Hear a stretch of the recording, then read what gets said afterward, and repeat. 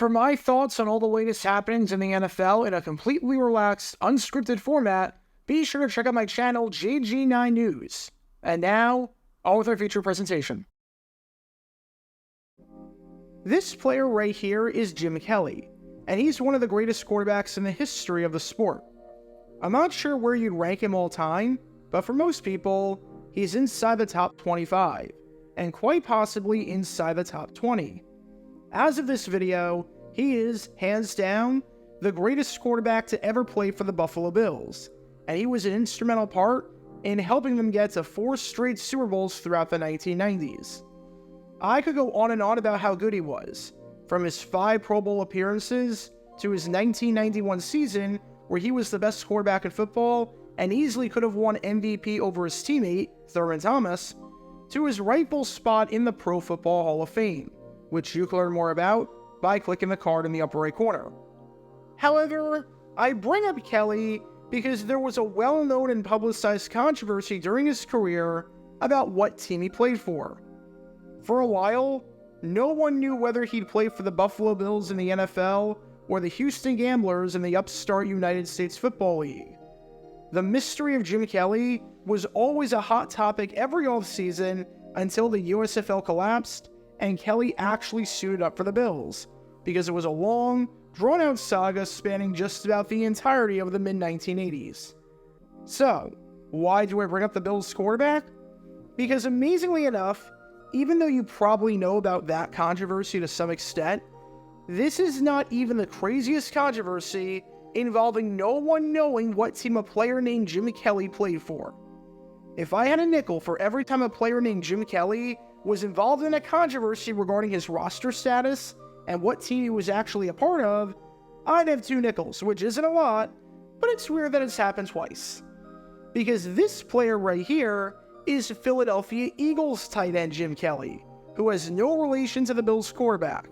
And even though this Kelly wasn't as well known, he was involved in an absolutely bizarre controversy that deserves a deep dive more than half a century later, where no one knew what the heck his status was. And this is the story behind one of the dumbest and craziest roster controversies in the history of the NFL and in the history of the Philadelphia Eagles franchise. Before I talk about the actual incident in question and just how bizarre it was, we need some context to understand, quite simply, just who Jim Kelly was. When you think of the Eagles tight end situation in 1967, the first name that probably comes to mind, and understandably so, is Mike Ditka. After Ditka spent the previous 6 seasons in Chicago, racking up 5 Pro Bowls, and doing enough to eventually make it into the Hall of Fame as one of the best tight ends of the 1960s, Ditka was the starting tight end for the Eagles in 1967. His tenure in Philadelphia didn't go entirely according to plan, as he was largely a disappointment, which you can learn more about by clicking the card in the upper right corner. But Ditka was the top dog on the team at that position. The man backing him up, however, the man as the number 2 option who would fill in when Ditka couldn't go, well, that was this man that you've been watching this whole time, Jim Kelly. And some even said that Kelly had the best hands of any player on the team. The 25-year-old tight end hadn't done a lot since getting drafted by the Pittsburgh Steelers in the 2nd round of the 1964 NFL Draft. But now, in 1967, he was a vital part of a very good Philadelphia offense that finished the year with the 4th most points in the league out of 16 teams. As a side note, to learn more about the 1967 Eagles, click the card in the upper right corner. Kelly's 345 receiving yards ranked 4th on the team, and his 4 receiving touchdowns ranked tied for 3rd on the team. And remember, this was for a tight end, at a time when tight ends were used very differently than they are today, and when they were not as known for catching the football. Amongst all tight ends in the NFL in 1967, Kelly finished the season ranked 8th in receptions, 6th in receiving yards, and 6th in receiving touchdowns. Was he in that top tier of guys like Hall of Famer Jackie Smith and the incredibly underrated Jerry Smith? No, but he was in that 2nd or 3rd tier of guys, and was an extremely reliable and dependable option for the Eagles throughout that 1967 campaign. And even despite a rough 1968 offseason, where he underwent shoulder surgery in March and then sprained some ligaments in early August, everyone expected that not only would Kelly be back on the team, looking to pick up right where he left off, but that he would be contributing in a strong way, just like he did in 1967 on that high-powered, explosive offense. However, the 1968 season was shaping up to be, on paper, one of the strangest in NFL history, and that's because of this little thing right here, known as the Vietnam War. I can make a solid 200 videos about how the Vietnam War impacted the 1968 NFL season, because the stories are absolutely plentiful. However, to make a long story short, there were many players who were drafted to serve their country and fight in Vietnam, or had to get permission to play in the NFL on the weekends during their time off and serve in the military on the weekdays.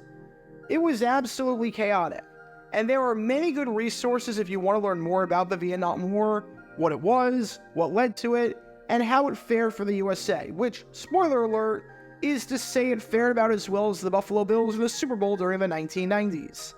However, every team was impacted in some capacity by this war, and that included none other than the Philadelphia Eagles. Kelly wasn't called to serve in the war, but prior to the team's preseason finale against the New York Giants, the Eagles lost not 1, not 2, not 3, not 4, not 5, but 6 players due to the war, including 4 defensive backs. And if that wasn't crazy enough, the NFL put in no roster exemptions whatsoever for players serving during this troubling time. If a player was called to serve, you had to either keep him on your roster and waste a spot, or you had to cut him and make him a free agent. Seems absolutely ridiculous, but that was the way that roster rules worked back then. And that meant that because of this war right here, the Eagles had to make some tough decisions. They lost 4 of their defensive backs due to the war, with Nate Ramsey, Joe Scarpati, Ron Nedved, and Al Nelson being unable to suit up. And the only way to replace them was to cut other players, since again, there was no roster exemption. The Eagles wanted to go into the season with 7 defensive backs, and as of now, they had 3 who could play. Last time I checked, at a bare minimum with 2 cornerbacks and 2 safeties, you need 4. And again, you need more than that because some teams run 3 wide sets and you need backups in case a guy gets hurt. So the Eagles decided that this man right here, Jim Kelly, was going to be the odd one out as a result. Kelly was going to be cut temporarily and removed from the active roster just so that the Eagles had enough defensive backs to play a game, and then he'd be brought back. Seems a bit odd that you'd cut Kelly to do this, especially considering how well Kelly played in 1967 and how vital he was to the team, but you can at least sort of see the logic behind why the move was made, even if it might not have been the smartest move. But that's where things get really strange. Because as it turns out, one team was paying attention to what the Eagles were doing, and was paying attention to their bizarre roster situation, and decided to take advantage of it and pounce on their miscue. That team? The Baltimore Colts, as in one of the best teams in the NFL, and a team that would eventually make it to the Super Bowl that season. Did the Colts necessarily need him? Not entirely. They already had one of the best tight ends in football in future Hall of Famer John Mackey, and they had a solid number 2 option in Tom Mitchell, who was super young and would end his career in 1977 with over 3,000 receiving yards. But a little squad depth can't hurt, especially since the Colts traded their previous number 3 tight end away to the New York Giants. And as far as number 3 tight ends go, especially since Kelly was, in essence, a number 1 tight end in 1967, it's tough to do a whole lot better. Said head coach Don Shula on the move, "We'll take a real quick look at him. We saw Kelly's name on the waiver list and decided to take a look at him. I know he was a fine college player." So that seems to be the end of the story, right? The Eagles have to cut a guy due to the issues with their roster as a result of the Vietnam War, and the Colts claim him off of waivers. That's all there is to this, right? Well, not quite. Because even though the Eagles cut this man right here in Jim Kelly, the Eagles still thought they had the rights to Jim Kelly. even though they cut him. Because that's clearly how this works. Remember when you got fired from your job and the next day, your boss calls and says, "Why aren't you at work? And how dare you work for another company, even though you literally don't work there anymore?" Well, that was Jim Kelly, because the Eagles genuinely thought that despite cutting Kelly, they still own Kelly's rights. Said Eagles head coach Joe Kaharick, "We needed defensive people for Saturday's game. Kelly doesn't understand the ramifications of this. He is just being removed from the active roster." And Kaharick even clarified afterwards that he didn't cut Kelly.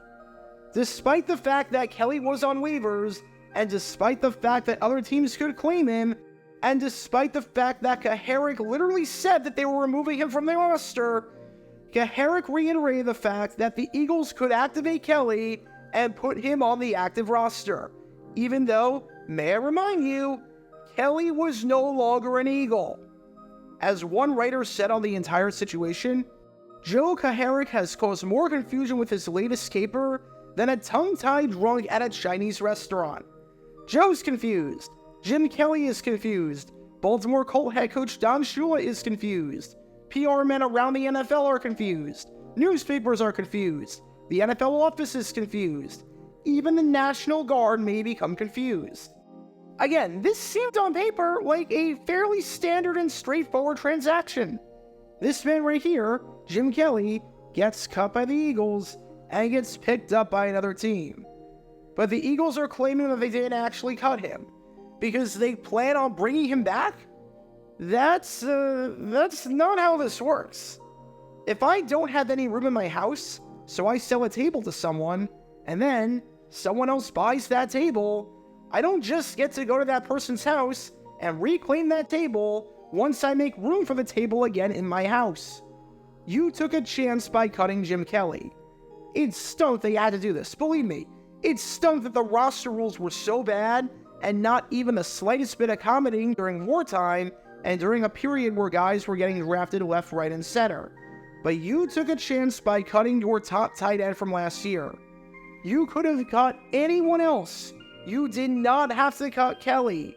You could have let anyone else walk, and you decided to cut Kelly. And now, you're crying foul that another team claimed him, and you still think you own the rights to him? You only own the rights to the 43 men at the time on your roster. You don't own the rights to other people off that 43-man roster that you don't have a contract with anymore. Jim Kelly is a Baltimore Colt. Plain and simple, he's a Baltimore Colt.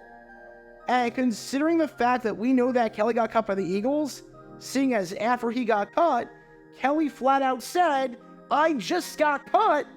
Yeah, you don't own his rights anymore. He is gone. It stinks for you, but you took a chance and it didn't work. He is not yours anymore. And for you to think otherwise when you made the move and admitted to it, and Kelly literally said he was cut, and when Kelly is literally working out with Baltimore, is asinine.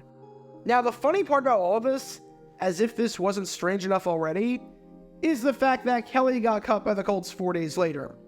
I kid you not, Kelly's time with the Colts was that Abe Simpson meme where he just walks in and out as if nothing had ever happened.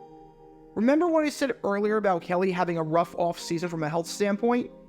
Well, the Colts clearly didn't like what they saw, and they noticed a significant lack of strength from Kelly, seeing as sources said he couldn't even bench 50 pounds by this point, and they let him go.